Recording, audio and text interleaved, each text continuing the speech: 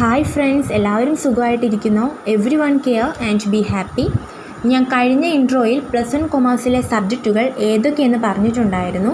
അതിൽ ബിസിനസ് സ്റ്റഡീസാണ് നമ്മൾ ആദ്യം പഠിക്കാൻ പോകുന്നതെന്നും ഞാൻ പറഞ്ഞു. ബിസിനസ് സ്റ്റഡീസിൽ നമുക്കറിയാം ടോട്ടൽ 12 ചാപ്റ്റേഴ്സാണ് ഉള്ളത്. അതിൽ ഫസ്റ്റ് ചാപ്റ്ററാണ് നമ്മളിന്ന് ഡിസ്കസ് ചെയ്യാൻ പോകുന്നത്. ഫസ്റ്റ് ചാപ്റ്റർ നെയിം എന്ന് പറയുന്നത് nature and purpose of business. Nature and purpose of business. ഇതിൽ വരുന്ന കണ്ടൻറ്റ്, മെയിനായിട്ട് നമ്മൾ ഇതിൽ പഠിക്കാൻ പോകുന്ന കണ്ടൻറ്റ് എന്ന് പറയുന്നത് economic and non economic activities, business and its characteristics, business profession and employment, classification of business activities, industry and commerce, objectives of business, business risk, factors to be considered before starting a business. അപ്പോൾ ഇത്രയും കണ്ടൻറ്റാണ് നമ്മൾ first ചാപ്റ്ററിൽ പഠിക്കുന്നത്. അതിൽ ഇന്നത്തെ വീഡിയോയിൽ ഉൾപ്പെടുത്തിയിരിക്കുന്നത് എന്താണ് economic and non economic activities, economic activities എത്ര ടൈപ്പ് ഉണ്ട്, അതിൽ ബിസിനസ് എന്താണ്, പ്രൊഫഷൻ എന്താണ്, എംപ്ലോയ്മെൻറ്റ് എന്താണ്, ബിസിനസ്സിൻ്റെ ക്യാരക്ടറിസ്റ്റിക്സ് എന്താണ്, ഇത്രയും കാര്യങ്ങളാണ് നമ്മൾ ഇന്നത്തെ വീഡിയോയിൽ ഉൾപ്പെടുത്തിയിരിക്കുന്നത്. നമുക്ക് അധികം താമസിക്കാതെ തന്നെ വീഡിയോയിലോട്ട് കടക്കാം.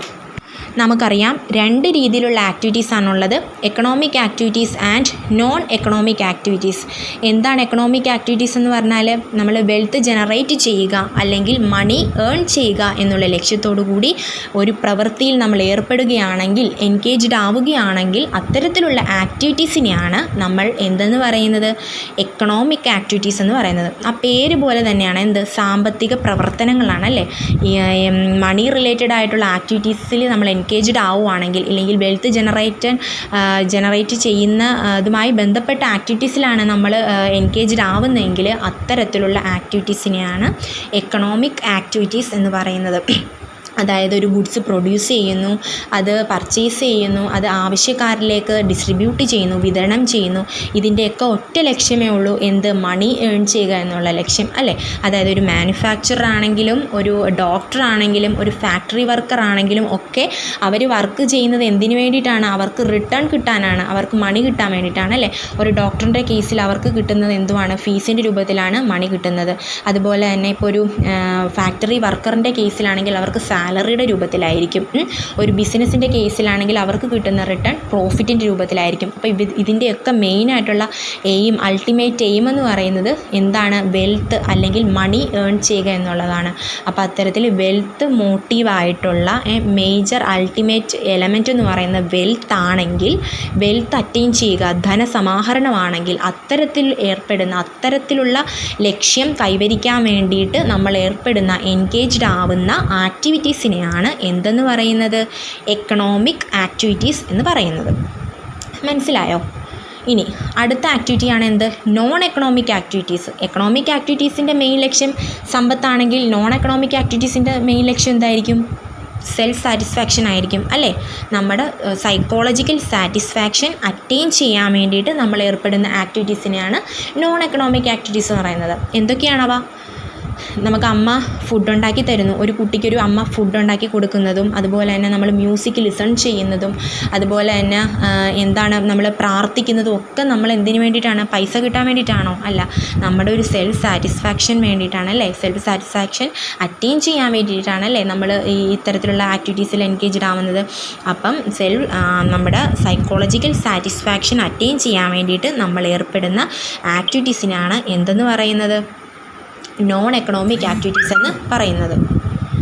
ഇനി ഈ എക്കണോമിക് ആക്ടിവിറ്റീസിനെ നമ്മൾ 3 ഡിവൈഡ് ചെയ്യുന്നുണ്ട്. 3 ടൈപ്സ് ഓഫ് എക്കണോമിക് ആക്ടിവിറ്റീസാണ് ഉള്ളത്. എന്തൊക്കെ?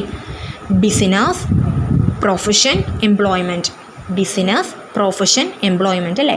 എന്താണ് ബിസിനസ്? നമ്മളിപ്പോൾ പറഞ്ഞേ ഉള്ളൂ, ബിസിനസ് എന്ന് പറയുന്നത് ഒരു എക്കണോമിക് ആക്ടിവിറ്റിയാണ്. അവിടുത്തെ മേജർ എയിം എന്ന് പറയുന്നത്, അൾട്ടിമേറ്റ് എയിം എന്ന് പറയുന്നത് പ്രോഫിറ്റാണ്.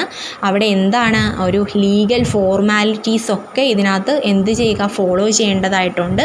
അതുപോലെ തന്നെ ബിസിനസ്സിൽ നടത്തുന്ന പ്രോസസ്സ് എന്ന് പറയുന്നത് എന്താണ്, ഗുഡ്സ് ആൻഡ് സർവീസസ് പ്രൊഡ്യൂസ് ചെയ്യുക, അത് ആവശ്യക്കാരിലേക്ക് വിതരണം ചെയ്യുക. ആ ഒരു പ്രോസസ്സാണ് ബിസിനസ്സിൽ ഉൾക്കൊള്ളുന്നത്. അതായത് ഇപ്പം ഞാനൊരു സോപ്പ് നിർമ്മാണ കമ്പനി തുടങ്ങാൻ ആഗ്രഹിക്കുന്നുവെങ്കിൽ അവിടുത്തെ മെയിനായിട്ടുള്ള പ്രൊഡക്റ്റ് എന്താണ്? സോപ്പ് ഉൽപ്പാദിപ്പിക്കുക എന്നുള്ളതാണ് അല്ലേ. അപ്പം നമ്മൾ അതിനാവശ്യമായ റോ മെറ്റീരിയൽസ് നമ്മൾ പർച്ചേസ് ചെയ്യുന്നു. അത് ആ റോ മെറ്റീരിയൽസ് വെച്ചുകൊണ്ട് നമ്മൾ സോപ്പ് ഉൽപ്പാദിപ്പിക്കുന്നു, പ്രൊഡ്യൂസ് ചെയ്യുന്നു. ആ നിർമ്മിച്ച സോപ്പിനെ നമ്മൾ വിതരണക്കാരിലേക്ക്, ആവശ്യക്കാരിലേക്ക് നമ്മൾ എന്ത് ചെയ്യുന്നു? ഡിസ്ട്രിബ്യൂട്ട് ചെയ്യുന്നു അല്ലേ. കസ്റ്റമേഴ്സിന് നമ്മൾ ഡിസ്ട്രിബ്യൂട്ട് ചെയ്യുന്നു. അപ്പോൾ ഇവിടെ നടക്കുന്ന പ്രോസസ്സ് എന്തൊക്കെയാണ്? Purchasing of raw materials, production of goods and distribution of goods to the customers അല്ലേ. ഇത്രയും പ്രോസസ്സാണ് ഈ ഒരു ബിസിനസ്സിൽ നടക്കുന്നത്. അപ്പോൾ അതെന്തിനു വേണ്ടിയിട്ടാണ്? പ്രോഫിറ്റ് മോട്ടീവാണ് അല്ലേ. പ്രോഫിറ്റ് മോട്ടീവിന് വേണ്ടിയിട്ടാണ്. അത് മെയിനായിട്ടുള്ള അൾട്ടിമേറ്റ് എയിം എന്ന് പറയുന്ന ഏതൊരു ബിസിനസ്സിൻ്റെയും മെയിൻ അൾട്ടിമേറ്റ് എയിം എന്ന് പറയുന്ന പ്രോഫിറ്റാണ്. അപ്പോൾ നമ്മളത് ഫീച്ചേഴ്സ് ചോദിച്ചാലും ഈ പ്രോഫിറ്റ് മോട്ടീവ് എന്നുള്ളത് എഴുതി വെക്കുക. ഇനി പിന്നെ എന്താണ് ബിസിനസ്സിൻ്റെ മെയിനായിട്ടുള്ള ഒരു ഫീച്ചർ എന്ന് പറയുന്നത്? ബിസിനസ് എന്ന് പറയുന്നത് എന്താണ്? ഹൈ റിസ്ക് ഇൻവോൾവ് ആണ് അല്ലേ. നമ്മൾ എത്രത്തോളം പ്രോഫിറ്റ് ഇൻക്രീസ് ചെയ്യണം എന്ന് ആഗ്രഹിക്കുന്നു അത്രത്തോളം എന്താണ് റിസ്ക് ഇതിനകത്ത് ഇൻവോൾവ് ആണ്. അതായത് ഇപ്പം തെഫ്റ്റ് ആണെങ്കിലും അതുപോലെ തന്നെ മറ്റ് നാച്ചുറൽ കലാമിറ്റീസ്, സുനാമി, അതൊക്കെ ആണെങ്കിലും എന്താണ് ഇത് ബിസിനസ്സിനെ അഡ്വേഴ്സായിട്ട് അത് അഫക്റ്റ് ചെയ്യുന്നുണ്ട് അല്ലേ. പ്രോഫിറ്റിനേക്കാൾ ഉപരി ഏറ്റവും കൂടുതൽ ഇതിനകത്ത് നിറഞ്ഞു നിൽക്കുന്നത് റിസ്ക്കാണ്. ഹൈ റിസ്ക് ഉള്ളൊരു കാര്യമാണ് ബിസിനസ് എന്ന് പറയുന്നത് അല്ലേ. ബിസിനസ് റിസ്ക് മെയിനായിട്ടുള്ള ഒരു എലമെൻറ്റാണ് ബിസിനസ്സിൻ്റെ. അതുപോലെ തന്നെ നമ്മൾ ഏതൊരു ബിസിനസ് സ്റ്റാർട്ട് ചെയ്യുമ്പോഴും അതിൻ്റേതായിട്ടുള്ളൊരു ക്യാപിറ്റൽ ഉണ്ടാവും അല്ലേ.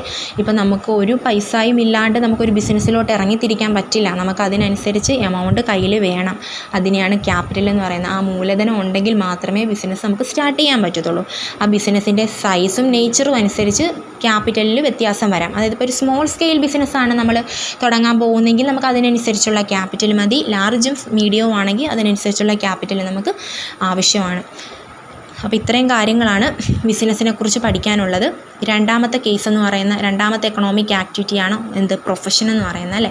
ആസ് എ ഡോക്ടർ, ഒരു ഡോക്ടറിൻ്റെ കേസ് എടുക്കുകയാണെങ്കിൽ അദ്ദേഹം ഒരു പ്രൊഫഷണലിസ്റ്റാണ്.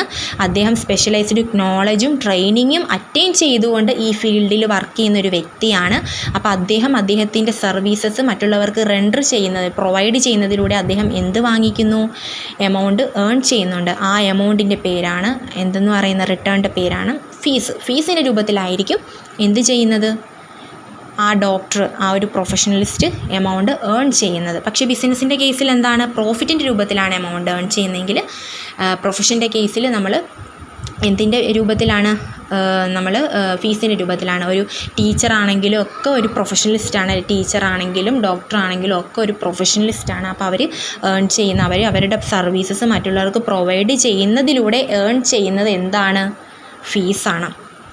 അതുപോലെ തന്നെ അദ്ദേഹം ഒരു പ്രൊഫഷണലിസ്റ്റ് ഒരു ബോഡിയിൽ മെമ്പർഷിപ്പ് എടുത്ത ഒരാളായിരിക്കണം.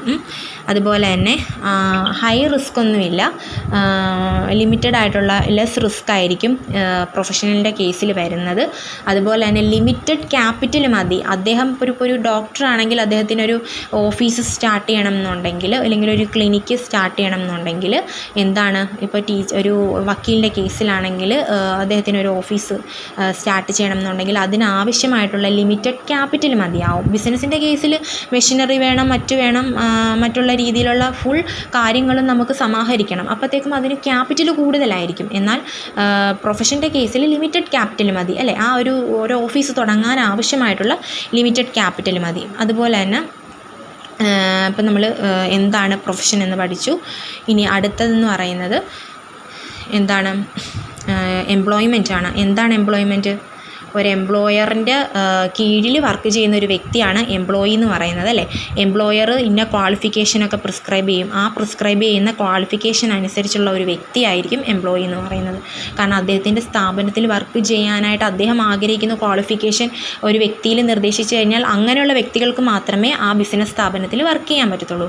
അപ്പോൾ ക്വാളിഫിക്കേഷൻസ് ഒക്കെ പ്രിസ്ക്രൈബ് ചെയ്യുന്നത് ആരാണ്? അദ്ദേഹത്തിൻ്റെ എംപ്ലോയർ ആയിരിക്കും.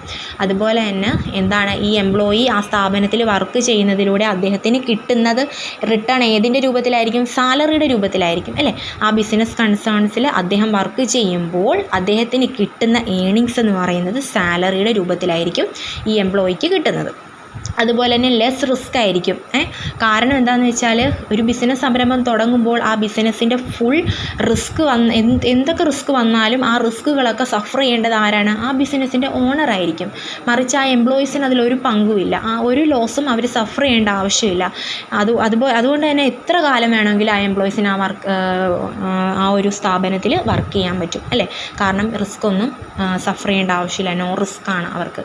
അതുകൊണ്ട് തന്നെ എത്ര കാലം വേണമെങ്കിലും അവർക്ക് ആ സ്ഥാപനത്തിൽ വർക്ക് ചെയ്യാം. അപ്പോൾ നമുക്ക് മനസ്സിലായി നമ്മൾ എന്തൊക്കെയാണ് പഠിച്ചത്. എക്കണോമിക് ആക്ടിവിറ്റി എന്താണ്, നോൺ എക്കണോമിക് ആക്ടിവിറ്റി എന്താണ്, എക്കണോമിക് ആക്ടിവിറ്റീൻ്റെ ടൈപ്സ് എന്തൊക്കെയാണ്, ബിസിനസ്, പ്രൊഫഷൻ, എംപ്ലോയ്മെൻറ്റ്. എന്താണ് ബിസിനസ്, എന്താണ് പ്രൊഫഷൻ, എന്താണ് എംപ്ലോയ്മെൻറ്റ് എന്ന് നമ്മൾ ഡീറ്റെയിൽഡായിട്ട് പഠിച്ചു. ഇനി അടുത്തതായിട്ട് നമ്മൾ പഠിക്കാൻ പോകുന്നത് ബിസിനസ്സിൻ്റെ ഫീച്ചേഴ്സാണ്. നമ്മൾ ബിസിനസ് എന്താണെന്ന് പഠിക്കുമ്പോൾ തന്നെ നമുക്കതിൻ്റെ ഫീച്ചേഴ്സ് നമുക്ക് എഴുതാവുന്നതേ ഉള്ളൂ. അപ്പോൾ എന്താണ് ആ ബിസിനസ്സിൻ്റെ ഫീച്ചേഴ്സ് അല്ലെങ്കിൽ ക്യാരക്ടറിസ്റ്റിക്സ് എന്ന് പറയുന്നത്? നമുക്ക് തന്നെത്താൻ തന്നെ പറയാം. എന്താണ് ഫസ്റ്റ് വൺ എന്ന് പറയുന്നത്? ബിസിനസ്സിൽ എന്താണുള്ളത്? Production and distribution of goods and services to earn money earn ചെയ്യുക എന്നുള്ള ലക്ഷ്യത്തോടു കൂടി ഒരു ഗുഡ്സ് ആൻഡ് സർവീസസ് പ്രൊഡ്യൂസ് ചെയ്യുക, അത് ഡിസ്ട്രിബ്യൂട്ട് ചെയ്യുക, ആ ഒരു പ്രോസസ്സാണ് ബിസിനസ്സിൽ നടക്കുന്നത്. അപ്പോൾ ഈ ഒരു കാര്യം തന്നെയാണ് ബിസിനസ്സിൻ്റെ ഫസ്റ്റ് എന്തെന്ന് പറയുന്നത്? ക്യാരക്ടറിസ്റ്റിക്സ് എന്ന് പറയുന്നത് അല്ലേ? നമ്മളിപ്പോൾ സർവീസസ് അല്ലല്ലോ റണ്ടർ ചെയ്യുന്നത്, പ്രൊഡക്റ്റ് അല്ലേ? ഒരു പ്രൊഡക്റ്റ് പ്രൊഡ്യൂസ് ചെയ്തിട്ട് അത് ആവശ്യക്കാരിലേക്ക് നമ്മൾ എത്തിക്കുന്ന ഒരു പ്രോസസ്സാണ് ബിസിനസ്സിൽ നടത്തുന്നത് അല്ലേ? അപ്പോൾ അത് ഫസ്റ്റ് ഫീച്ചർ എന്ന് പറയുന്നത് എന്താണ്? Dealing in goods and services അല്ലേ? Dealing in goods and services in regular basis. റെഗുലറായിട്ട് തുടർച്ചയായിട്ട് ഗുഡ്സ് ആൻഡ് സർവീസസ് ഡീൽ ചെയ്യുക, അത് പ്രൊഡ്യൂസ് ചെയ്യുക, ആൾക്കാരിലേക്ക് വിതരണം ചെയ്യുക. ആ പ്രോസസ്സാണ് എന്തിൽ നടക്കുന്നത്? ബിസിനസ്സിൽ നടക്കുന്നത്. അപ്പോൾ ബിസിനസ്സിൻ്റെ ഫസ്റ്റ് ക്യാരക്ടറിസ്റ്റിക്സ് ഫീച്ചർ എന്ന് പറയുന്നത് എന്താണ്? Dealing in goods and services on regular basis. ഇനി സെക്കൻഡ് എയിം എന്ന് പറയുന്നത് എന്താണ്? സെക്കൻഡ് ഫീച്ചർ എന്ന് പറയുന്നത് എന്താണ്? പ്രോഫിറ്റ് മോട്ടീവാണ് അല്ലേ? നമ്മൾ നേരത്തെ പറഞ്ഞു ബിസിനസ്സിൻ്റെ ഏണിങ്സ് എന്ന് പറയുന്നത് ഏതിൻ്റെ രൂപത്തിലായിരിക്കും? പ്രോഫിറ്റിൻ്റെ രൂപത്തിലായിരിക്കും അല്ലേ? അപ്പോൾ പ്രോഫിറ്റാണ് മെയിനായിട്ടുള്ള ബിസിനസ്സിൻ്റെ എയിം എന്ന് പറയുന്നത്. ഒരു പ്രോഫിറ്റ് ഇല്ലാണ്ട് ആ ബിസിനസ്സിന് നിലനിൽക്കാൻ പറ്റില്ല. കാരണം എന്നാന്ന് വെച്ചാൽ ആ ഒരു ബിസിനസ്സിന് നിലനിൽക്കുന്നതിന് മാത്രമല്ല ആ ബിസിനസ്സിൻ്റെ പ്രൊഡക്റ്റ് ഡൈവേഴ്സിഫൈ ചെയ്യാൻ, ഒരു പ്രൊഡക്റ്റിൽ നിന്നും മറ്റൊരു പ്രൊഡക്റ്റിലേക്ക് ആ ബിസിനസ് വളരണം എന്നുണ്ടെങ്കിലോ ഇല്ലെങ്കിൽ ആ ഒരു ബിസിനസ് മറ്റ് സ്ഥലങ്ങളിലേക്ക് എബ്രോഡിലോട്ടും അല്ലെങ്കിൽ ഗ്ലോബലായിട്ടും ഒക്കെ അത് എക്സ്പാൻഡ് ചെയ്യണം എന്നുണ്ടെങ്കിലോ അതിന് മെയിനായിട്ടുള്ള അൾട്ടിമേറ്റ് ആയിട്ടുള്ള ഒരു കാര്യം എന്ന് പറയുന്നത് പ്രോഫിറ്റാണ് അല്ലേ? അപ്പോൾ ഏതൊരു ബിസിനസ്സിൻ്റെയും അൾട്ടിമേറ്റ് എയിം എന്ന് പറയുന്നത് പ്രോഫിറ്റാണ്. അപ്പോൾ രണ്ടാമത്തെ ക്യാരക്ടറിസ്റ്റിക്സ് എന്ന് പറയുന്നത് എന്താണ്? ബിസിനസ്സിൻ്റെ പ്രോഫിറ്റാണ് അല്ലേ? Profit motive. ഫസ്റ്റ് വൺ എന്ന് പറയുന്നത് എന്താണ്? Dealing in goods and services on regular basis. Second characteristics എന്ന് പറഞ്ഞാൽ പ്രോഫിറ്റ് മോട്ടീവാണ്. ഇനി തേർഡ് എന്ന് പറഞ്ഞാൽ എന്താണ്? അൺസർട്ടൈനിറ്റി ആൻഡ് ബിസിനസ് റിസ്ക് അല്ലേ? നമ്മൾ നേരത്തെ പറഞ്ഞായിരുന്നു ബിസിനസ്സിന് അതിൻ്റേതായുള്ള റിസ്ക് ഉണ്ട്. നമുക്കൊരിക്കലും അത് അൺപ്രെഡിക്റ്റബിൾ ആണ്. നമുക്കൊരിക്കലും ബിസിനസ്സിൻ്റെ റിസ്ക് പ്രെഡിക്റ്റ് ചെയ്യാൻ പറ്റില്ല. അതായത് ഒരു തെഫ്റ്റ് ആണെങ്കിലും നാച്ചുറൽ കലാമിറ്റീസ് ആണെങ്കിലും മറ്റ് സുനാമി പോലുള്ള നാച്ചുറൽ കലാമിറ്റീസ് ആണെങ്കിലും ഒക്കെ നമുക്ക് എന്താണ് ബിസിനസ്സിന് അത് അഡ്വേഴ്സ് ആയിട്ട് അഫക്റ്റ് ചെയ്യുന്ന ഒരു കാര്യമാണ്. അപ്പോൾ നമുക്ക് ആ ബിസിനസ് റിസ്ക് എന്താണെന്നൊക്കെ മനസ്സിലാക്കണം അല്ലേ? അതായത് ഒരു ബിസിനസ്സിൽ നമ്മൾ നേരത്തെ പറഞ്ഞ പോലെ തന്നെ പ്രോഫിറ്റാണ് നമ്മൾ ഒത്തിരി ഏൺ ചെയ്യണം എന്ന് ആഗ്രഹിക്കുന്നുവോ അതിന് ഇരട്ടിയായിട്ട് ബിസിനസ് റിസ്കുകൾ ഇൻവോൾവ് ആണ്. അതൊക്കെ നല്ല രീതിയിൽ സഫർ ചെയ്ത് നല്ല രീതിയിൽ മനസ്സിലാക്കിയാൽ മാത്രമേ നമുക്ക് ആ ബിസിനസ് സംരംഭം നല്ല രീതിയിൽ എക്സ്പാൻഡ് ചെയ്ത് അല്ലെങ്കിൽ ഗ്രോ ചെയ്തുകൊണ്ട് വരാൻ സാധിക്കുകയുള്ളൂ. അപ്പോൾ 3 ക്യാരക്ടറിസ്റ്റിക് ഫീച്ചേഴ്സാണ് നമുക്ക് ഇവിടെ പഠിക്കാനുള്ളത്. എന്തൊക്കെയാണ് ക്യാരക്ടറിസ്റ്റിക്സ് അല്ലെങ്കിൽ ഫീച്ചേഴ്സ് ഓഫ് ബിസിനസ് എന്ന് പറയുന്നത് എന്തൊക്കെയാണ്? ഫസ്റ്റ് വൺ എന്ന് പറയുന്നത് എന്താണ്? dealing in goods and services on regular basis. Second one, profit motive. And last one, uncertainty and business risk. അപ്പോൾ ഇത്രയും കാര്യങ്ങളാണ് അല്ലേ?